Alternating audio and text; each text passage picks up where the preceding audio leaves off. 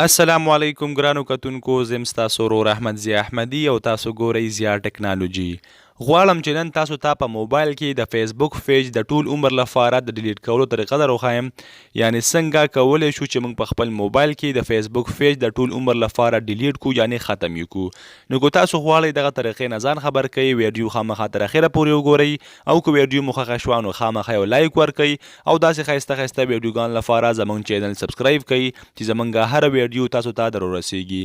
نو راځئ ګورو چې د فیسبوک پیج څنګه د ټول عمر لپاره ختم کو.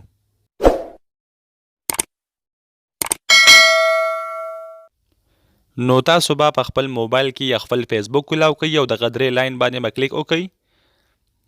نو دلته تاسو ګورئ چې لیکل شوي پیجز، نو په دغه باندې به تاسو کلیک وکړئ. نو دلته تاسو ګورئ چې زما دوه پیجونه دي، زه غواړم دغه لاندینی پیج ته ډیلیټ کم، دغه ته ختم کم. نو تاسو به هم دغسې په یو پیج باندې کلیک وکړئ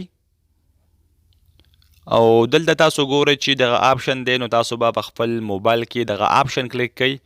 چې کله مو په دغه آپشن باندې کلیک وکړو، دلته تاسو ګورئ چې سیټینګ دی، نو سیټینګ به کلیک کړئ. زه غواړم دغه سیټینګ باندې کلیک وکړم. نو داسې به تاسو ته هم یو پیج خلاص شي، دغه جنرال باندې به کلیک وکړئ، جنرال به کلیک کړئ. نو تاسو ګورئ چې دغه هلته بل پیج خلاص شو. نو دې کې به وګورئ ریموو پیج. نو په دغه ریموو پیج باندې به کلیک وکړئ. چې کله مو په دغه ریموو پیج باندې کلیک وکړو، نو دلته به تاسو بیا دغه ډیلیټ پیج کلیک کړئ. نو تاسو ګورئ چې ډیلیټ پیج لیکل شوی، په دغه باندې به کلیک وکړئ، نو ستاسو پیج به د ټول عمر لپاره ډیلیټ شي. نو تاسو بیا نشئ کولی چې خپل پیج دوباره کولاو کړئ یا خپل پیج دوباره خلاص کړئ. نو زه راځم دلته واپس ګورم چې دغه پیج ډیلیټ شوی او که نه. نو زه دغه پیج باندې کلیک کوم.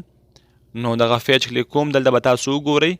نو تاسو ګورئ چې دغه یو پیج پاتې شو، هغه بل پیج ته ډیلیټ شو. نو تاسو هم کولی شئ چې په خپل موبایل کې سیوایي پیجونه دغسې ډیلیټ کړئ. نو ګرانو دوستانو، امید لرم ستاسو به دغه ویډیو خوښه شوي. که ویډیو مو خوښه شوي نو خامخا یو لایک ورکړئ، یو ملګرو سره یې هم شیر کړئ چې هغوی ترې هم خبر شي. او که غواړئ چې دغسې نورې ښایسته ښایسته ویډیوګانې وګورئ نو زموږ چینل سبسکرايب کړئ. زموږ هره ویډیو به تاسو ته در رسیږي. تر بلې ویډیو د الله په امان.